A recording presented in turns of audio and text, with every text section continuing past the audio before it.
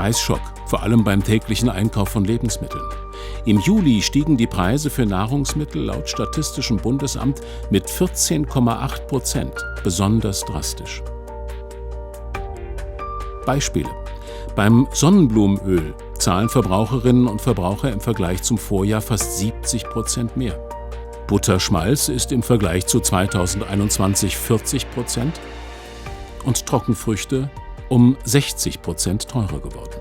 Aber damit nicht genug. Alles kostet mehr. Wo schmerzt es besonders und wie reagieren die Menschen auf diese Rekordinflation? Der Einkaufswagen ist nicht mehr so voll fürs gleiche Geld.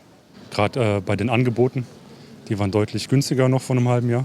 Obst, Gemüse, Fleisch, alles, eigentlich alles. Mehl, die Grundnahrungsmittel, Brot. Ich merke die Inflation ganz stark an den Spritpreisen. Vor allem, wenn ich dann mehrmals die Woche zur Arbeit fahren muss. Und ja, das läppert sich dann. Ne?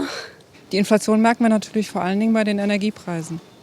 Die Abschläge sind deutlich erhöht worden und ja, macht mir schon Angst. Man muss gucken, man kann nicht mehr so weggehen, wie man es früher gemacht hat. Man guckt halt, weil die Lebensmittel oder auch wenn man weggeht, wird ja auch alles teurer. Man muss auch die Gastronomen verstehen, weil die haben ja auch höhere Mieten und alles. Man schaut, kann wie, wann verwertet werden. Und was geht auch noch weit über das Mindesthaltbarkeitsdatum hinaus. Und auch die eigenen Kaufgewohnheiten noch mal hinterfragen. Kürzer duschen. Ich habe zum Beispiel in der Küche das Warmwasser schon abgestellt, spüle nur noch kalt. Vielleicht mal so 1-2 Grad weniger für die Temperatur runterregeln. Und elektronische Geräte auch öfter mal ausschalten, anstatt im Standby zu lassen. Ja. Ich frage mich halt, wie es weitergeht, auch für unsere Kinder. Ja, also die werden davon noch mehr betroffen sein. Eine berechtigte Sorge. Und die Inflation treibt die Preise weiter an. Umso wichtiger die Frage, wie viel ist unser Geld noch wert? Mit Inflationsrechnern kann man genau das ermitteln und einschätzen, wie hoch der Wertverlust ist. 1.000 € sind bei der aktuellen Inflationsrate von 7,9% in 10 Jahren weniger als die Hälfte wert. Ein Kaufkraftverlust von über 50%. Das ist ein Schock für alle, die für das Alter vorsorgen, die auf ein neues Auto sparen oder einfach etwas für den Notfall zur Seite legen wollen. Die Inflationsrate lässt das Geld auf dem Konto schneller weniger werden als in der Vergangenheit. Wer nicht ins Minus rutschen will, muss sein Verhalten ändern und sparen. Aber ist Sparen überhaupt noch möglich? Wenn man fast nichts hat, was soll man dann noch auf die Seite legen? Sparen ist eigentlich gar nicht mehr drin. Also wenn überhaupt, dann vielleicht was auf dem Girokonto zurücklegen. Aber das ist ja kein klassisches Sparen eigentlich. Wir sparen dann hauptsächlich über Aktien und ETFs. Also jetzt so Zinsen auf der Bank oder so gar nicht. Nee. Also wir können immer noch was auf die Seite legen, aber wenig. Nicht mehr so viel wie sonst. Ja. Und daran wird sich vermutlich so schnell nichts ändern. Ökonomen rechnen auch für die kommenden Monate mit einer weiter steigenden Inflation. Puh, ja, und guter Rat ist auch teuer, nur bei uns nicht. Hallo, Herr ten Hagen. Hallo, grüße Sie.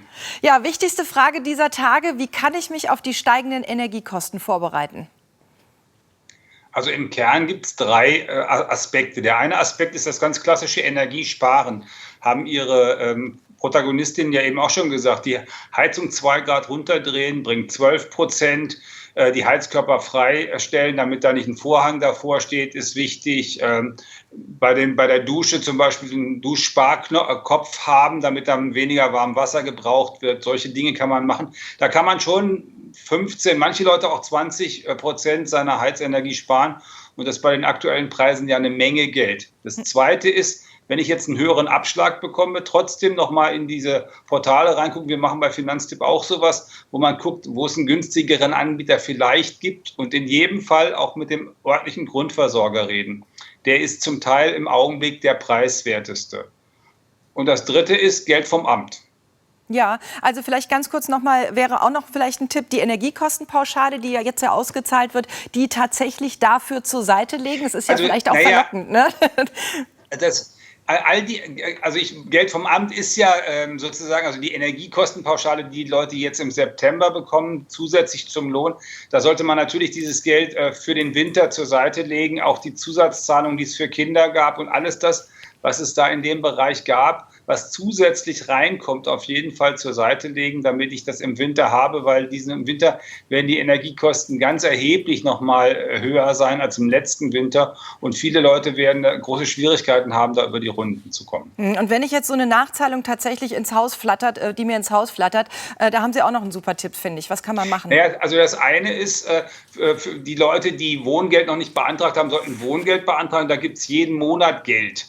Und wenn ich wenn ich jetzt eine Nachzahlung bekomme und das nicht bezahlen kann, dann kann ich damit auch wieder zum Amt gehen. Also kann zum Jobcenter gehen oder eben Hartz IV oder Grundsicherung für Rentnerinnen und Rentner beantragen in dem einen Monat. Mhm. Weil mit der erhöhten Nachzahlung habe ich erhöhte Wohnkosten und damit bekomme ich dann vom Amt da auch einen guten Teil davon ersetzt. Das ist auf jeden Fall eine gute Variante, wo man auch 500 oder 800 Euro mal vom Amt kriegen kann, nur für diese Wohnkosten, wenn die Nachzahlung hoch genug ist.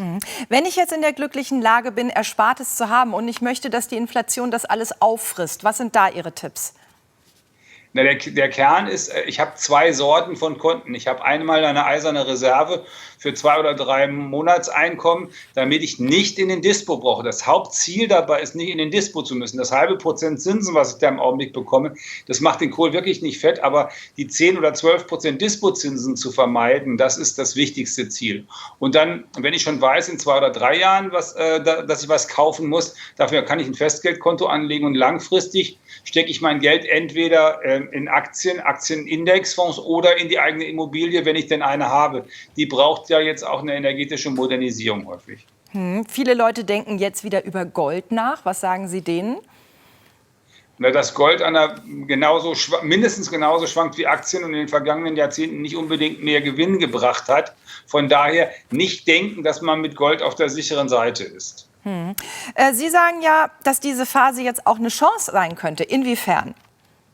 Naja, also wenn sich was verändert, ist das immer eine Chance, die eigenen Gewohnheiten nochmal auf den Prüfstand zu stellen und zu gucken, was ist denn eigentlich alles machbar, damit man weniger Geld braucht. Und vielleicht auch diese Anträge, die es gibt, mal zu stellen. Also Wohngeld, sage ich immer, 50% der Leute, die einen Anspruch haben. Man hat einen Anspruch auf Wohngeld wie auf sein Perso. Wenn man ein bestimmtes Einkommen nur hat, dann sollte man das machen. Wenn eine Familie 3.500 Euro Bruttoeinkommen hat und dann ist man womöglich Wohngeld berechtigt bei Mieten im Rhein-Main-Raum. Ganz sicher werden viele Leute da Wohngeld berechtigt sein. Also auf jeden Fall machen. Und Leute, Singles sind schon bei 1.500 Euro brutto häufig Wohngeld berechtigt, wenn die Miete hoch genug ist. Also bitte reingucken und dieses Geld von Vaterstaat mitnehmen und dann den Haushalt umkrempeln. Die Verträge, also die Handyverträge, die ich habe, der Fitnessverein, die Streamingdienste, die ich womöglich angeguckt habe in den letzten 2 Corona-Jahren, aber jetzt gar nicht mehr nutze und die jeden Monat einen Zehner kosten, all diese Dinge. Alles mal angucken. So machen wir es. Danke, Herr Tenhagen. Tschüss. Gerne. Tschüss.